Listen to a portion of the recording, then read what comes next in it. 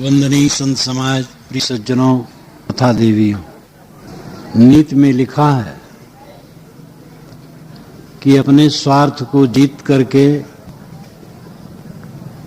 परिवार की सेवा करें और परिवार के स्वार्थ को जीत करके गांव या मोहल्ले की सेवा करें और देश के कल्याण के लिए गांव और मोहल्ले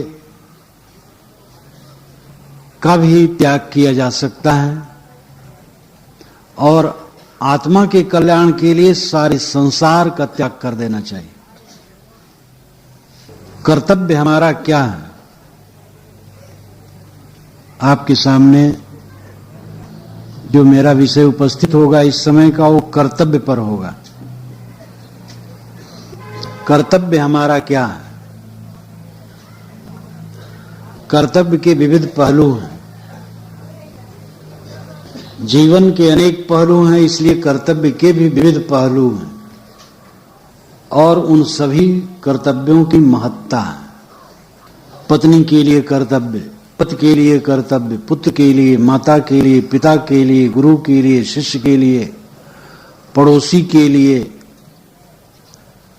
अपने से बड़े अफसर के लिए, जो मातहत में काम करते हैं उनके लिए, राजा के लिए, प्रजा के लिए, सबके अपने अपने कर्तव्य हैं और इन सभी कर्तव्यों का पालन आवश्यक है। माता पिता से सबका जन्म होता है। माता पिता के प्रति कर्तव्य है उनकी सेवा करना, आज्ञा मानना, उनके निर्देशों के अनुसार चलना। गलत आज्ञा माता पिता गुरु कोई भी दें, वो न माता पिता का उसमें गुरु का कल्याण है, न शिष्य और बच्चे का। इसलिए इस पर भी विचार होना चाहिए, माता पिता क्या आज्ञा दे रहे हैं, गुरु क्या आज्ञा दे रहे हैं। लेकिन प्रायः माता पिता और गुरु शिष्य और संतान के हित चाहते हैं। सदैव शिष्य का हित, संतान का हित माता पिता और गुरु के मन में होता है। इसलिए वे जो कुछ कहेंगे हित कर ही होगा, किंतु प्रत्येक नियम का अपवाद होता है। ऐसे भी माता पिता होते हैं जो गलत राय देते हैं, ऐसे भी गुरु हो सकते हैं जो ठीक ठाक न कह रहे हो। इसलिए विवेक सबके ऊपर है।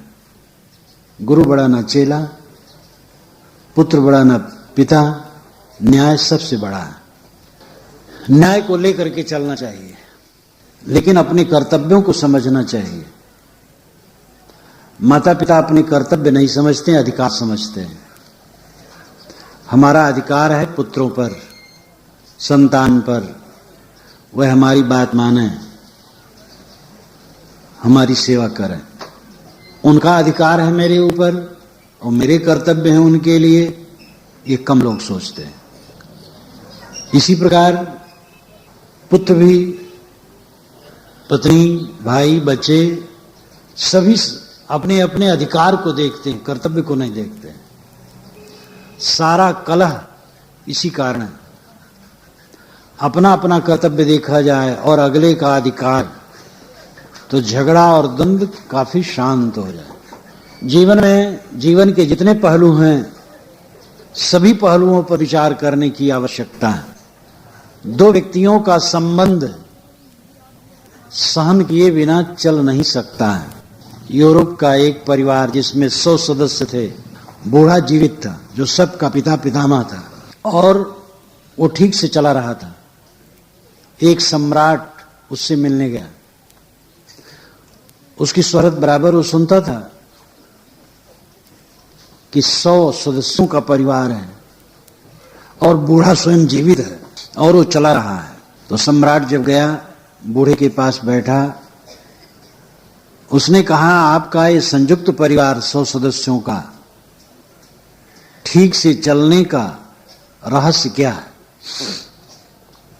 बूढ़े ने कांपते हुए हाथ से कागज पर कुछ लिखना शुरू किया और कुछ मिनट लिखता रहा। सम्राट समझा कि कोई व्यवस्थित ढंग से कोई विचार इसमें देगा, लेकिन जब सम्राट के हाथ में उसने कागज पकड़ाया तो उसमें एक ही शब्द लिखा था बारंबार, 100 बार, सहनशीलता, सहनशीलता, सहनशीलता, सहनशीलता, 100 बार ये शब्द लिखा था। संयुक्त परिवार, समाज, पार्टी, संस्था, दो व्यक्तियों का संबंध सहनशीलता के बिना नहीं निभ सकता। बिना सहन किए पुत्र, पिता, पत्नी, भाई, बच्चे, माता, पिता, गुरु, शिष्य सुख से नहीं रह सकते। सहनशीलता का अभाव उतना होता जाता है जितनी हमारी इच्छा और अहंकार बढ़ते जाते हैं। जितना अहंकार बढ़ेगा, जितनी इच्छा बढ़ेगी, सहनशीलता घटेगी। अहंकार कामना पर जितना संयम कर सकेंगे, सहनशीलता होगी तभी होगी। ये बात अंग्रेज गवर्नमेंट के जमाने में गांवों में प्रायः सावन भादों में कुछ गरीब तबकों में भूखमरी पड़ती थी, लेकिन मैंने कभी नहीं सुना था कि भूखमरी के कारण किसी ने आत्महत्या की है। आज शहरों में जिस परिवार में अगर ज्यादा नहीं है तो मकान है पक्का, शौचालय है, बाथरूम है, बिजली है, पंखा है, टीवी है, कार नहीं है तो स्कूटर है, हजारों रुपए की आमदनी है महीने में, उन घरों में आए दिन आत्महत्या हो रही। क्यों हो रही है? सहनशीलता घट गई। क्यों हो रही है? सहनशीलता घट गई। इच्छाएं बहुत बढ़ गई, कामनाएं बहुत बढ़ गई। अमेरिका, इंग्लैंड की बातें जो हम पढ़ते थे और सुनते थे कि वहां पर इस प्रकार की बातें बहुत हैं, और वो भारत में सब शुरू है, क्योंकि वही दशा भारत की इस समय धीरे धीरे हो रही, प्रगति हो रही है भारत में। उस प्रगति के साथ इसकी भी प्रगति तो निश्चित ही है।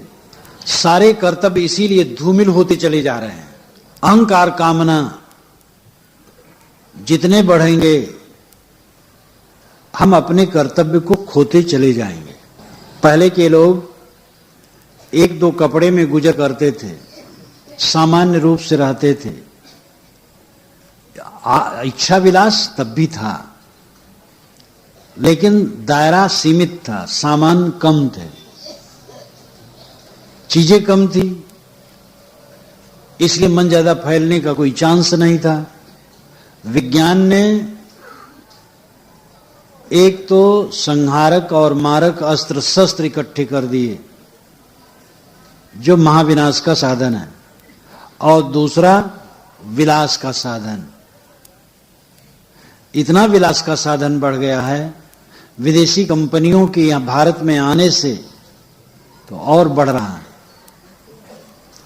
और क्रय शक्ति इंसान की होनी चाहिए, तभी बड़ी बड़ी फैक्ट्रियां चलेंगी जब आप खरीदें। और बाजार में जाएं तो हर बार 150 रुपए का कबाड़ उठा करके घर में ले आवें, तब मानी जाएगी समाज की क्रय शक्ति बढ़ी, खरीदने की शक्ति बढ़ी। मन विलासी होता जा रहा है, इसलिए वो बेचैन है। खरीदने की शक्ति बढ़ी, मन विलासी होता जा रहा है, इसलिए वो बेचैन है। बेचैनी में असहनशीलता। माता पिता सेवा करके, पाल पोस करके, पढ़ा लिखा करके बड़ा बनाते हैं बच्चों को। आज के बच्चे जो पढ़े लिखे हैं, अफसर हैं, अच्छी तनख्वाह है, बच्चे से बात नहीं करते, बच्चे से बात नहीं करते, पिता से बात नहीं करते। सब ऐसे नहीं है, लेकिन ज्यादातर ये है। पिता बूढ़ा है, 80 वर्ष का है, 90 वर्ष का है, लेकिन बहू बेटे बात नहीं करते, खाने पीने का ठीक प्रबंध नहीं करते, हमदर्दी नहीं है माता पिता के लिए। ये कितना दुर्भाग्यपूर्ण है। और वही दशा उन पर आने वाली है। आगे तो और प्रगति होगी, और विकसित लोग होंगे। अगर नींव को हम खराब करते चले जा रहे हैं तो क्या दशा होगी, ये साफ समझा जा सकता है। बड़ों का आदर घट रहा है। वैसे सब जमाने में अच्छा बुरा रहा, आज बिल्कुल बुरा नहीं। आज का जमाना बहुत सुंदर है। इतनी सुविधाएं, इतनी शिक्षा, इतना सब कुछ, सुविधाएं, इतनी शिक्षा, इतना सब कुछ, ज्ञान विज्ञान, तो ये जमाने को कोसने की जरूरत नहीं है। इसको हम पचा नहीं पा रहे हैं, ये दुर्भाग्य। अर्थ को पचाने के लिए धर्म का नियंत्रण चाहिए। अर्थ बढ़ रहा है, धर्म घट रहा है। वैसे पूजा पाठ तो बढ़ रहा है, देवी जागरण, अखंड पाठ। पहले ये नवमियों में इतना उपवास नहीं रहते थे जितना आजकल लोग रह रहे हैं। तो ये कर्मकांड तो जरूर बढ़ रहा है, लेकिन धर्म घट रहा है। धर्म का मतलब सहनशीलता, धर्म का मतलब त्याग, इंद्रियों पर संयम, मन पर संयम, सहनशीलता। इसीलिए मनुस्मृति में जहां धर्म के 10 लक्षण बताए गए हैं, वहां धृति शब्द पहले कहा गया। धृति, धैर्य। धैर्य धर्म की धुरी है। कोई तकलीफ है, औषधि हम करते हैं, उसमें धैर्य की औषधि पहले करनी चाहिए। धैर्य रखो, धीरे धीरे सब ठीक होगा। कोई विपत्ति आई है, कोई प्रतिकूलता आई है, धैर्य की महती आवश्यकता है। हमें जो कुछ प्राप्त है खंड बंड है, क्योंकि परमाणुओं का जोड़ है, तत्व कणों का जोड़ है। कोई अविनाशी वस्तु हमें नहीं मिली है। शरीर जिसका महाघमंड है, आसपास के बूढ़ों को देखें, वही दशा इस शरीर की होगी अगर ये कुछ दिन रह गया। प्राणी पदार्थ जितने मिले हैं बिखरने वाले हैं, टूटने फूटने वाले हैं, स्थिर नहीं। इसमें धीरज के अलावा सुख का कोई साधन नहीं। पारिवारिक संबंध, सामाजिक संबंध, पार्टी और देश, कोई भी संयुक्त समुदाय को चलाने के लिए, निभाने के लिए सहनशीलता की महती आवश्यकता है। सहनशीलता में त्याग निहित है। जो त्यागी नहीं होगा सहनशील नहीं होगा। खाने पीने में, पहनने ओढ़ने में, रुपए पैसे में, लेन देन में, सम्मान में, पद में, सब में जो त्याग करेगा वही सहनशील माना जाएगा। जो त्यागी नहीं होगा सहनशील नहीं होगा, सहनशील नहीं होगा त्यागी नहीं होगा। हमारा मन चीजों में रमता है कि चीज बहुत हो जाए तो सुख हो जाएगा। ये महाभ्रम है। मन हमारा मजा होगा तो सुख होगा। मन निर्मल होगा, त्यागी होगा, संयत होगा तो सुख होगा। नमक रोटी मिला है लेकिन मन शांत है, कुछ नहीं। मेवे मलाई मिले हैं, मन शांत है तो नरक है। सच्चा सुख भीतर है, वो आत्मिक सुख। भौतिक सुख, आत्मिक सुख, दो सुख हैं। भौतिक सुख एक खुजली है जिसमें सदैव जलन है। इंद्रियों के भोग भोगते भोगते आदमी बुढ़ा जाता है। बिलबिलाने के सिवा क्या पाता है? आज चाहे कल चाहे परसों अखंड शांत परमानंद अंतर्मुख होने पर ही मिलेगा। सदगुरु कबीर जब गुजरात में थे, तत्वा जीवा, ये दो ब्राह्मण बंधु नर्मदा के पूर्वी तट पर बैठे रहते थे। कबीर साहब का उन्होंने स्वागत किया।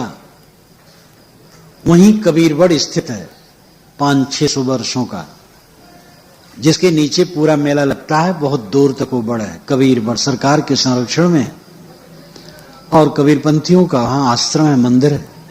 तत्वा जीवा ने काफी सेवा की, दीक्षा ली। जब वो चलने लगे, कबीर साहब चलने लगे तो दोनों पैर पकड़ लिए। कहे महाराज आप यहीं रहें, एकांत साधना करने लायक अच्छा है, मैं सेवा करूं, हम सेवा करेंगे। आज भी कबीरबड़ के पास केवल आश्रम है, मंदिर, और चारों तरफ बियाबा है, सूना। चारों तरफ से नर्मदा घेरे हुए है, बहुत रमणीय स्थल है। कबीर साहब ने कहा, जो तू चाहे मुझको छाड़ सकल की आश, मुझे ही ऐसा हुए रहो सब सुख तेरे पास। तुम मुझे क्या चाहते हो? अगर तू मुझे चाहता है तो कामना छोड़।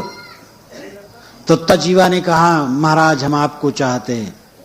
कबीर साहब ने कहा, जो तू चाहे मुझको छाड़ सकल की आश, मुझे ही ऐसा हुए रहो सब सुख तेरे पास। गुरु उपदेश देंगे, बता देंगे रास्ता, मोक्ष नहीं दे पाएंगे, शांत दे नहीं पाएंगे। अपने हृदय में से एक मुट्ठी निकाल करके शांति आपके हृदय में डाल दें, ये नहीं होगा। वे रहनी से रहते हैं, देखो उनकी वाणी सुनो, ऐसे चलो, करना आपको पड़ेगा। निर्देश देंगे गुरु, स्वयं चलना होगा। कोई किसी का साथी हो नहीं सकता। गुरु भी उपदेश देने तक साथी है, क्या करेगा वो? शिष्य सेवा कर देगा, क्या करेगा? और मित्र लोग सहयोग कुछ कर सकते हैं शरीर की रक्षा के लिए, और क्या करेंगे? कोई सुख दे नहीं सकता। सुख देने की शक्ति दुनिया में किसी को नहीं है कि किसी को सुख शांति दे दे। सुख शांति अपने ही में होगा, स्वयं को मांझना होगा, और स्वयं को मांझने की चेष्टा नहीं की जाती। माता पिता के लिए सेवा भाव, आज्ञाकारिता, पत्नी के लिए शुद्ध स्नेह, पति के लिए श्रद्धा भाव, प्रेम भाव, भाई भाई के लिए सुंदर बर्ताव, ये सारे कर्तव्य करने चाहिए। लेकिन अंतिम कर्तव्य को भूल जाना बहुत बड़ी भूल है। अंतिम कर्तव्य क्या है? मोक्ष की प्राप्ति। मानव जीवन का परम फल है मोक्ष। मोक्ष काल्पनिक नहीं है। मोक्ष मर जाने के बाद होगा, ऐसी बात नहीं है। मोक्ष इसी जीवन में। मोक्ष का सुख जो जीवन में भोगता है वही सौभाग्यशाली है। लोग प्रगति करते हैं, विकास करते हैं, सफल होते हैं। अगर उन्होंने बहुत सी जमीन खरीद ली तो बहुत सफल जीवन है, बड़ा बड़ा चक है। बड़ा मकान बना लिया तो सफल जीवन है। कई लड़के बच्चे हो गए, सफल जीवन। गाड़ी घोड़ा दरवाजे पर है, सफल जीवन है। विद्या है, पद है, अधिकार है, सफल जीवन है। ये माना जाता है लोग सफल हैं। ये सब कोई सफल नहीं, कुछ भी सफल नहीं। बाहर के सफल हैं, वास्तविक ये कोई सफल नहीं।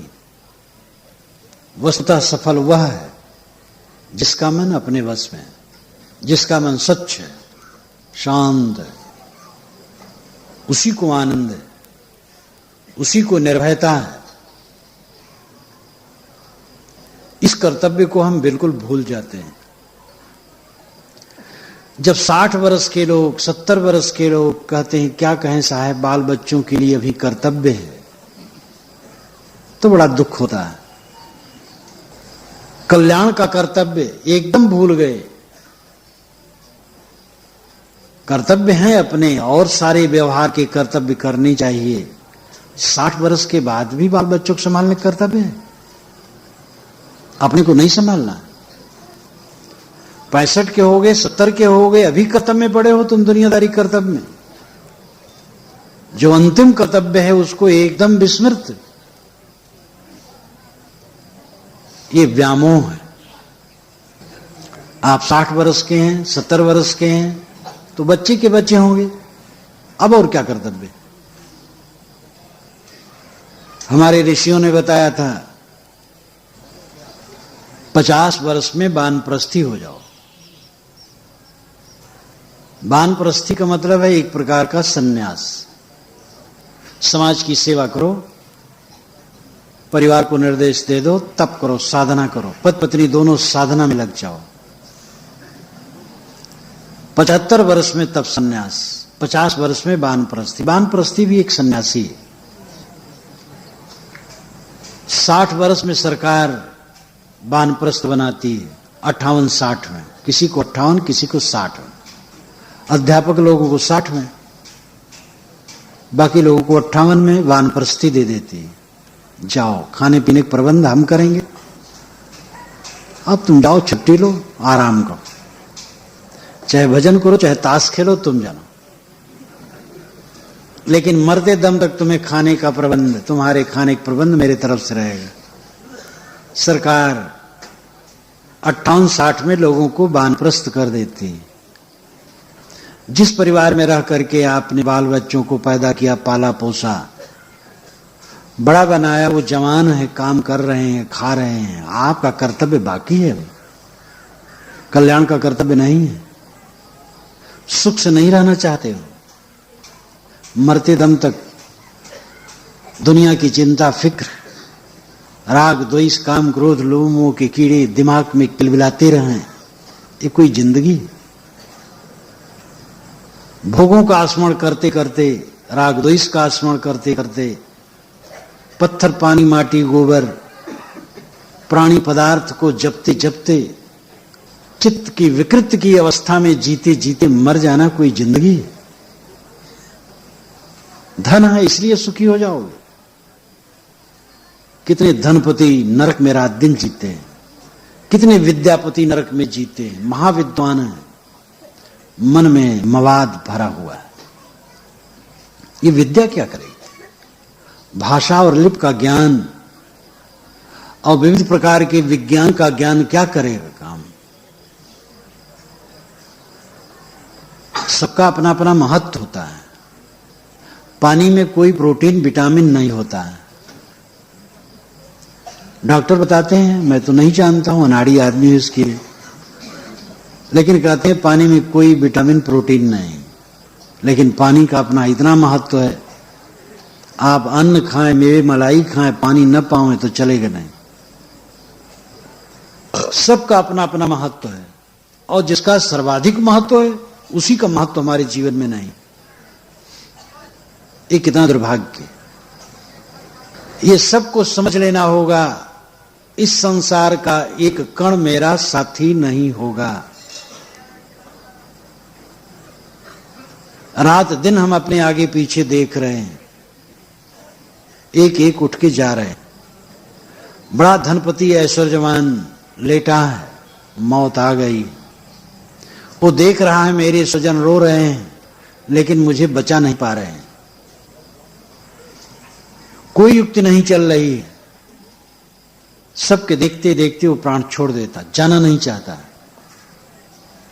जाने की इच्छा, न जाने की इच्छा में संभाव हो जाना कोई मामूली बात नहीं। और मामूली है, करना चाहे मामूली है। यही तो आपका स्वभाव है, जो आपकी आत्मा है, निर्लेप है, असंग है, शुद्ध बुद्ध है। आपका यही स्वभाव है कि आप अकेले हैं, आपका कुछ नहीं। ये जितना यहां माना है मेरे बाल बच्चे, ये वो व्यवहार है, एक स्वप्न है। आपका कोई नहीं, आप किसी के नहीं। ये वास्तविकता, निर्दय वास्तविकता, एकदम निर्दय, निर्मम सत्य, नंगा सत्य। और इसका प्रत्यक्ष प्रमाण संसार में नजरों नजर घट रहा है। अस्मिन् महामोहमय कटाहे सूर्याग्निना रात्रिदिवेन्धनेन मां सरतुदर्वी परिघट्टनेन भूतानि कालः पचतीति वार्ता। महामोह का कड़ा है जिसमें सब प्राणी पड़े हैं। सूरज की आग लगी है, रात दिन के ईंधन है, मांस और ऋतु की करछुली, काल सबको उलट पलट करके भून रहा है। यही वार्ता। वार्ता कहते हैं व्यापार को, वार्ता कहते हैं बातचीत को। पहले जमाने में वार्ता कहते थे व्यवसाय को, और बात को तो कहती हैं। यही व्यवसाय है काल का, सबको भून रहा है। उसका भूनना बुरा नहीं है, ठीक है, शरीर को भून रहा है। आत्मा अमर है। शरीर जो हमें मिलता है और जैसे रहता है और छूटता है, प्रकृति का विधान बहुत सुंदर है। मिलता है ताजा तवाना, साधना करो, धीरे धीरे जीर्ण हो और मन धीरे धीरे जीर्ण हो। शरीर बूढ़ा हो जाए और मन पक करके दुनिया से अलग हो जाए, ये जीवन की सफलता है। प्रकृति शरीर को पकाती है, मन को हमें पकाना पड़ेगा ज्ञान द्वारा। प्रकृति मन को नहीं, मन के पकाने में सहयोग भर कर सकती, लेकिन प्रकृति से शिक्षा लें तो शिक्षा हम नहीं लेते। जीवन कम नहीं है, बहुत लंबा जीवन है। करोड़ों की मशीन आई हो, 3 वर्ष में पुरानी हो जाती है, और ये मशीन 10, 20, 30 ही नहीं, 50, 60, 70, 80, 90 वर्षों तक चलती रहती है। ये मशीन ज्यादा सफल है। जीते हम कम नहीं है, शरीर में कम नहीं रहते, बहुत रहते हैं। दिमाग में गोबर घोरा हो, चाहे जितना दिन रहे क्या होगा, और दिमाग सही है, थोड़े दिन में काम किया जा सकता है। ज्ञानदेव जी महाराज ने साधना करके, गीता की टीका करके, समाधि लाभ प्राप्त करके 22 वर्ष की उम्र में अपना शरीर छोड़ दिया था। ज्ञानदेव जी महाराज महाराष्ट्र के 22 वर्ष में शरीर छोड़ दिए थे। स्वामी शंकराचार्य, आदि शंकराचार्य 32 वर्ष में। सदगुरु श्री पूर्ण साहब जो बीजक के प्रथम टीकाकार हुए 32 वर्ष की उम्र में। स्वामी रामतीर्थ 33 वर्ष की उम्र में। स्वामी विवेकानंद 39 वर्ष की उम्र में। शरीर बहुत दिनों तक रहा, इसकी कोई जरूरत नहीं है। शरीर जब तक है हम करते क्या है? 200-400 वर्ष रहे, काम न करेंगे तो क्या होगा? काम करें, थोड़े दिन में काफी है। जितनी लंबी जिंदगी हमें मिलती है उसमें हम 20 बार मोक्ष ले सकते हैं, लेकिन एक बार मोक्ष ले लें तो 19 बार और लेना नहीं पड़ेगा, बस उसी को बनाए रखना पड़ेगा। लेकिन समय हमारे पास बहुत है, उसका उपयोग हम नहीं करते हैं, इसलिए समय बीतता चला जाता है, अंतर्मुख नहीं होते हैं। तो हमारे अपने अपने सारे कर्तव्य प्रशंसनीय हैं। माँ बाप के साथ सुंदर बर्ताव न करना बहुत गलत है। गुरु के साथ, संतों के साथ अच्छा बर्ताव न करना, बुजुर्गों और बूढ़ों के साथ अच्छा बर्ताव न करना बहुत गलत है, और इसका परिणाम भोगना पड़ेगा। अपने से बड़ों के साथ, अपने से छोटों के साथ, पुत्र के साथ, भाई के साथ, परिवार के साथ, पड़ोस के साथ अच्छा बर्ताव, अच्छा कर्तव्य न करना कभी सुखद नहीं हो सकता है। चित्त ही शुद्ध नहीं होगा। अंतःकरण पवित्र हुए बिना ज्ञान के बीज उग नहीं सकते हैं, और उगेंगे तो सूख जाएंगे। अंतःकरण की पवित्रता प्राप्त कर्तव्य को अदा किए बिना संभव नहीं है। हमारे जो कर्तव्य जब प्राप्त हो वो करें, तब अंतःकरण पवित्र होगा। जिसका अंतःकरण पवित्र है उसी अंतःकरण की पवित्रता प्राप्त कर्तव्य को अदा किए बिना संभव नहीं है। हमारे जो कर्तव्य जब प्राप्त हो वो करें, तब अंतःकरण पवित्र होगा। जिसका अंतःकरण पवित्र है उसी के जीवन में धर्म की सिद्धि होगी और जीवन का सच्चा फल मिलेगा। इसलिए उन कर्तव्यों को कभी छोटा नहीं समझना चाहिए। पद में, उम्र में हमसे कोई छोटा, वो हमसे प्यार पाने का अधिकारी है। प्यार, श्रद्धा एक ही बात है। मन की कोमलता जब हम बड़ों के लिए समर्पित करते हैं तो श्रद्धा नाम हो जाता है। छोटों के लिए समर्पित करते हैं, उसका नाम प्रेम या प्यार हो जाता है, करुणा हो जाता है। लेकिन आवश्यकता है, सब तरफ आवश्यकता है। पारस्परिक कटुता ये व्यवहार ही को खराब कर देती है, तो परमार्थ क्या बनेगा? कितने घरों में सुबह से शाम तक हल्ला होता है, उनके मकान पर कौवा भी नहीं बैठते हैं, घबरा जाते हैं कौवा भी। घर वाले ही कौवा है इतने, दरवाजे से लेकर के अंदर तक कबाड़ खाना है। न तो वस्तुएं करीने से रखी जाती, न सफाई होती, न सौम्य भाषा बोली जाती है, न परस्पर में कोई सहमति है। ऐसे घर में, ऐसे संयुक्त समाज परिवार में कैसे सुख होगा? धनी और गरीब होना ये तो संसार में चलता है। धनी गरीब सापेक्ष है। जिसको आप धनी कहो वो भी गरीब है, जो इसको गरीब कहो वो भी धनी है। 4 किलोमीटर से 3 किलोमीटर नजदीक है, 5 किलोमीटर दूर है, लेकिन 7 किलोमीटर से 5 किलोमीटर नजदीक है। तो नजदीक दूर कम बेस ये सापेक्ष है। सापेक्ष मतलब एक तरह। सबके पास भौतिक वस्तुएं बराबर नहीं होती हैं। शारीरिक योग्यता और बौद्धिक योग्यता भी एक नहीं होती है, बराबर नहीं होती है। इसलिए भौतिक उपलब्धियों में अंतर रहना स्वाभाविक है, इसको कोई मिटा नहीं सकता। लेकिन जो भीतर का अंतर है वो मिटाया जा सकता। जैसे सुविधा संपन्न व्यक्ति का मन साधना द्वारा शीतल हो सकता है, वैसे साधारण कमाते खाते व्यक्ति का भी मन शीतल हो सकता है। महल वाला जैसा अपना मन शीतल कर सकता है, झोपड़ी वाला भी कर सकता है। इतना चाहिए कि खाने को मिल जाए, रहने को मिल जाए और तन ढकने को मिल जाए। अगर इसमें परेशानी हो तो परेशानी है। खाने को मिलना चाहिए, चाहे रोटी मात्र हो।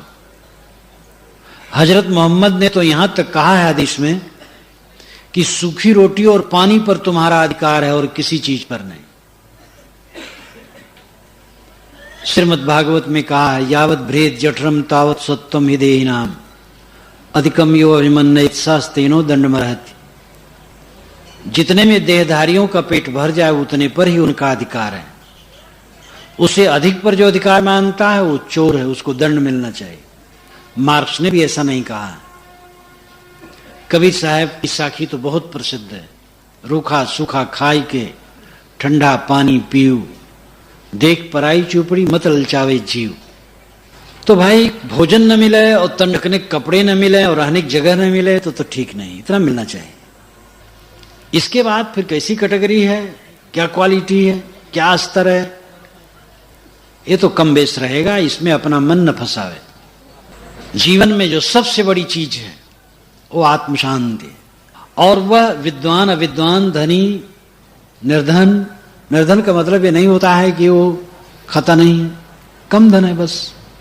और जात पात या कोई भी कोई चीज, मत मजहब संप्रदाय, किसी भेदभाव नहीं है। शांति के सब समान अधिकारी हैं और वो अपने आप को मांझने से होगा और कोई उपाय नहीं। संप्रदायों ने नाना उपाय बताए हैं और उन उपायों के जंजाल में जनता एकदम उलझ गई है। अमुक नाम ले लो सब पाप भस्म, अमुक नदी में नहा लो बेड़ा पार, अमुक नदी का नाम ले लो बेड़ा पार हो जाए, अमुक मंदिर में चले जाओ कल्याण हो जाए। ये सब में उलझा दिया गया। नदी में नहाओ, मंदिर में जाओ, नाम लो, ये ठीक है। जहां जिसकी श्रद्धा है वो करे करावे। लेकिन वो सब का मतलब क्या होना चाहिए? मन का मांझना। इंद्रियां संयत नहीं है, मन मजा नहीं है, मन में निर्मलता नहीं है, कैसे शांति मिलेगी? हर इंसान सुख का भूखा है और शांति के बिना सुख नहीं मिलता। शांत मिलने की चीज नहीं है। अशांति वाला काम करना छोड़ते जा, शांत शेष स्वयं रह जाएगी। अपने मन इंद्रियों को संभालते चले जाएं, बस शांति ही शेष है। आपका स्वभाव ही है शांत, आपका स्वभाव ही है शांत। अशांत तो होते हैं आदत बनाकर। बीड़ी नहीं पीते थे, बीड़ी के लिए आप अशांत नहीं थे, अब बीड़ी पीने लगे तो बीड़ी के लिए अशांत होने लगे। शराब नहीं पीते हैं, उसके लिए कोई अशांति नहीं, लेकिन शराब शुरू कर दें उसके लिए अशांत होना शुरू हो जाएगा। आपके गांव और मोहल्ले में कोई लड़की रहती है, नजरों के सामने पड़ जाती है, नहीं कोई मतलब नहीं। एक दिन बातचीत हो गई, मोह हो गया, अब उसको देखे बिना रह नहीं पाते। ये उलझन किसने बनाई? आपने बनाई। इस उलझन को कौन मिटाएगा? आप मिटाएंगे। कोई संत, गुरु, दोस्त अच्छी राय दे सकते हैं, मिटाना आपका काम है। शुरू से, जीवन के शुरू से कूड़े कचड़े हम अपने हृदय में भरते चले गए, और उन कूड़े कचड़ों को निकालने वाला कोई दूसरा नहीं है, आप हैं। हमने भरा है, हमें निकालना है। ये वैज्ञानिक तथ्य। भगवान कृपा कर देगा, सब ठीक हो जाएगा, ये कहने सुनने में मीठी लगती है बात। भगवान क्या कृपा कर देगा, कैसे ठीक हो जाए? सबकी कृपा है, अपनी ही कृपा अपने ऊपर नहीं, तो अपने को हम ठीक करने के प्रयास में नहीं। सोचने की जरूरत है, सोचा कम जाता है। शब्दों की हवा चलती रहती है, लोग एक दूसरे से सुन करके कहते सुनते रहते, सोचते बहुत कम लोग हैं। हम कठपुतली हैं, ईश्वर सूत्रधार है। जैसे ईश्वर सूत्रधार है, जैसे वो चलाए वैसे हम चले। कहने में सरल है, सुनने में सरल है, मीठी बात है, लेकिन आपने कभी गंभीरता से सोचा है कि आप कठपुतली हैं और ईश्वर सूत्रधार हैं? अगर आप कठपुतली हैं तो ये सत्संग की जरूरत नहीं। कठपुतली को उपदेश नहीं दिया जा सकता है, कठपुतली कोई सुधार नहीं कर सकती है। पर्दे के अंदर से सूत्रधार जैसे प्रेरित करता है, सूत्र चलाता है, वैसे कठपुतली नाचती है। कठपुतली स्वतंत्र इच्छा वाली नहीं, वो जड़। क्या आप जड़ हैं? आप कठपुतली हैं तो आप क्या पुस्तकों के अध्ययन के अधिकारी हैं, सत्संग सुनने के अधिकारी हैं, सुधार कर सकते हैं? तो ये शास्त्र क्यों बने? संत महात्मा उपदेश क्यों करते हैं? इसीलिए पता लगता आप कठपुतली नहीं है, आप स्वतंत्र हैं। लेकिन इतनी सी बात समाज के लोग सोचते हैं, भक्ति करते हैं। हम कठपुतली हैं महाराज, ऊपर वाला सूत्रधार है, जैसे वो चलाए हम चलाए। बहुत बढ़िया आपकी भक्ति, बड़ी मीठी लगती है, लेकिन तथ्य क्या है? आप कठपुतली हैं। कोई इंसान कठपुतली नहीं है, हर इंसान अपने मन इंद्रियों का सूत्रधार है। आप स्वयं सूत्रधार हैं, अलग से ईश्वर सूत्रधार नहीं है। आप जब चाहेंगे आंख खोलेंगे, जब चाहेंगे बंद करेंगे। मुख में जो चाहे डालें, जो चाहे न डालें। वाणी जो चाहे निकालें, जो चाहे न निकालें। जहां चाहे आवें जाएं। आप स्वतंत्र हैं। स्वतंत्र ही कर्ता होता और कर्ता स्वतंत्र होता है, ये प्रकृति का विधान है। जो स्वतंत्र नहीं है वो कर्ता नहीं हो सकता है, और जो कर्ता है वो परतंत्र नहीं हो सकता है। आप स्वतंत्र कर्ता अपने कर्मों के। आपने सुना है कि आत्मा कर्ता भोक्ता नहीं है, ये भी सुने, ये भी सच है। स्वभाव से आत्मा कर्ता भोक्ता नहीं है, लेकिन देह मन संबंध में कर्ता भोक्ता है, और इसीलिए कर्मों के संस्कार उसे लगते हैं। इसलिए कर्मों का सुधार आवश्यक है, कार उसे लगते हैं, इसलिए कर्मों का सुधार आवश्यक है। आप स्वतंत्र कर्ता हैं, आप जो कर्म करेंगे आपको फल भोगना पड़ेगा। कोई ईश्वर आपको प्रेरित नहीं करता है। अगर ईश्वर प्रेरित करता है तो जेब कतरे को भी ईश्वर प्रेरित करता है, और जो मिलावटबाजी करते हैं ईश्वर प्रेरित करता है। आतंकवादी 10 को भून देते हैं, ईश्वर प्रेरित करता होगा। ये जितना घोटाला और गबन चल रहे हैं सब ईश्वर प्रेरित किया होगा। मन अच्छा प्रेरित करता हो तो ठीक है, लेकिन ये सारी बुराइयां भी वही प्रेरित करता जब आप कठपुतली हैं। एक नकब लगात करता जब आप कठपुतली हैं। एक नकब लगाने वाला जज से कह सकता है कि हम कठपुतली हैं, ईश्वर ने हमसे नकब लगवाया है, तो क्या जज छोड़ देगा? इसलिए कठपुतली और सूत्रधार, इन दो शब्दों पर विचार सबको करना चाहिए। जो मैं कहता हूं आप माने ना, मानते मानते पता नहीं आप कहां बह गए। जो कोई कुछ कहा आप मान लियो, बहते चले गए। मेरी बात माने ना, सोचें। सत लगे तो अपने आप अंदर उतर जाएगी। झूठ लगे छोड़ दीजिए, पुनर्विचार कीजिए। सूत्रधार और कठपुतली पर और भी आगे आप सोचिए। आप कठपुतली नहीं, आपका अलग सूत्रधार नहीं, आप स्वयं अपने सूत्रधार हैं। इसलिए आप अपने मन इंद्रियों को बस में कर सकते हैं, ये पक्का निश्चय कीजिए। गंदी से गंदी आदतों को आप छोड़ सकते हैं। गंदी आदतों में गिरफ्त होकर के इंसान नरक भोगता। खाने पीने, जीवन के व्यवहार बरतने, इंद्रियों का बर्ताव करने, सब में गंदगी होने से जीवन में दुख है। अच्छे अच्छे ज्ञानी मुनि जो बड़े धारा प्रवाहिक प्रवक्ता हैं, आचरण न सुधारने से वही दुर्दशा उनकी होती है। बड़े आलिम व फाजिल हैं, मगर विषयों के वश होकर उसी रास्ते से आ निकले जिधर नादान घिसता, तो ज्ञान काम नहीं करेगा। आचरण की आवश्यकता है। हमारे जीवन का जो सबसे बड़ा कर्तव्य है वो क्या है? कर्तव्य पर मैं आप लोगों से कह रहा हूं, माता पिता की सेवा, आज्ञाकारिता कर्तव्य है। बच्चों को शुद्ध स्नेह देना, शिक्षा दीक्षा देना कर्तव्य है। पत्नी को शुद्ध प्रेम देना, पति के प्रति शुद्ध प्रेम रखना परस्पर का कर्तव्य। भाई भाई एक दूसरे के प्रति उदारता पूर्वक प्रेम का बर्ताव करें, ये उनका कर्तव्य है। गुरु शिष्य का कर्तव्य है, पड़ोस पड़ोस का कर्तव्य है। ये सारे कर्तव्य तो ऐसे होते हैं कि क्षण क्षण में कर्तव्य आ जाते हैं। उधर से आदमी आ रहा बोझा लिए, मेरा कर्तव्य उसको रास्ता दे दूं।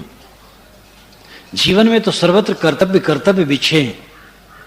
इन कर्तव्यों को पहचानना चाहिए विनम्रता पूर्वक और अपना कर्तव्य करना चाहिए, अकड़बाजी नहीं करना चाहिए। लेकिन अंतिम कर्तव्य जो जीवन का महाकर्तव्य है वो क्या है? जीवन का महाकर्तव्य मोक्ष। मोक्ष का अर्थ है इस जीवन में रहते रहते निर्भय प्रशांत, नींद खुले, खाओ पियो, काम धंधा करो, प्रसन्न रहो, खुश रहो, मन पर दाब न हो। हानि लाभ, चिंता, फिक्र, राग, द्वेष, हर्ष, शोक, ये सब के दाब न हो। काम करो जो कर्तव्य है। सारा संसार टूटा फूटा और जीर्ण है। आपकी कामनाएं दुनिया की पूरी नहीं हो सकती हैं। आप हमारी सबकी, किसी की कामनाएं पूरी नहीं हो सकती।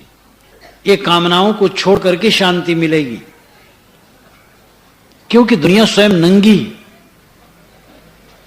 जो कुछ है सब जीर्ण शीर्ण है। जो अपना महाकर्तव्य है उस पर ध्यान देने की जरूरत है। हर नर और नारी के मन में गौरव होना चाहिए, चिंतन होना चाहिए, संवेदनशीलता आनी चाहिए कि इसी जीवन में रह करके हम सच्चे सुखी हो जाए। दुख नाम की चीज मन में न हो, वो सच्चा इंसान है। और ये बिना मन के मांझे न होगा। भौतिक पदार्थों के हानि लाभ की चिंता से ऊपर उठे बिना न होगा। और इसमें वैराग की बड़ी जरूरत है। वैराग का मतलब घर और वस्त्र परिवर्तन नहीं, वैराग का मतलब अनासक्ति।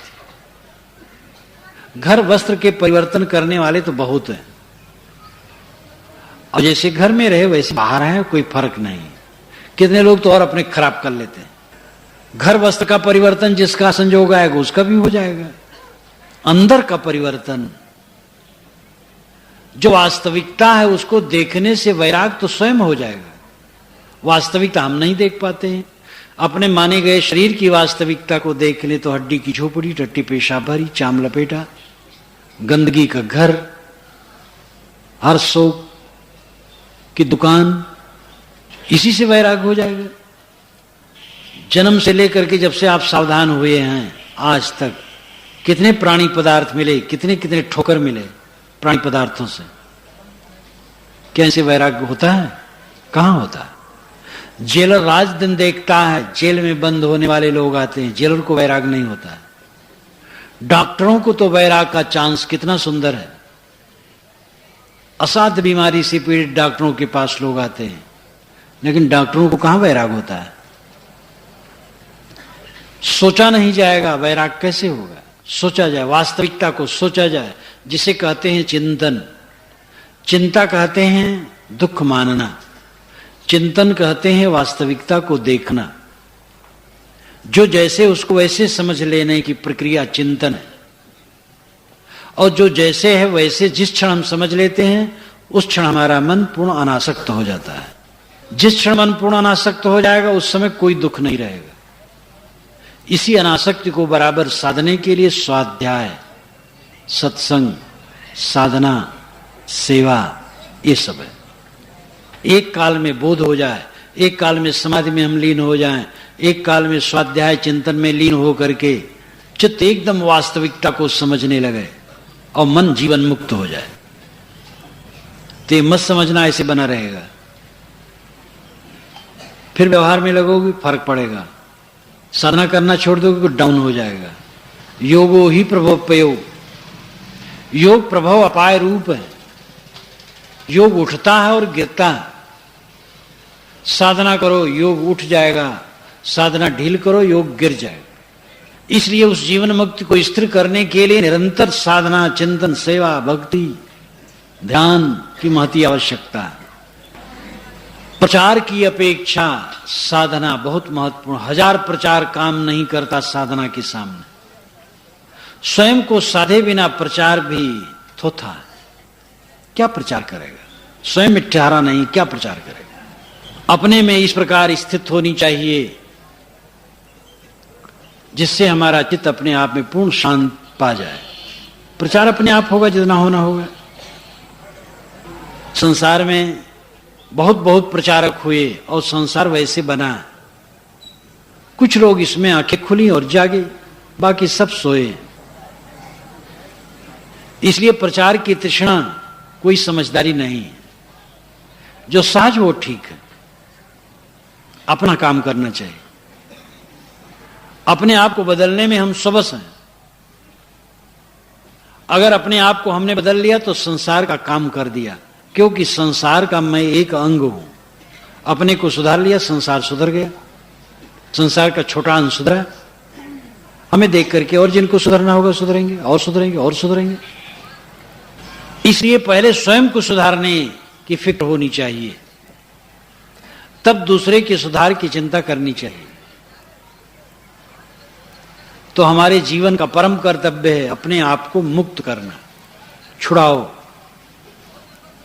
बंदे कर ले आप निबेरा। अरे बंदे अपने आप का निबेरा कर, छुड़ा अपने को।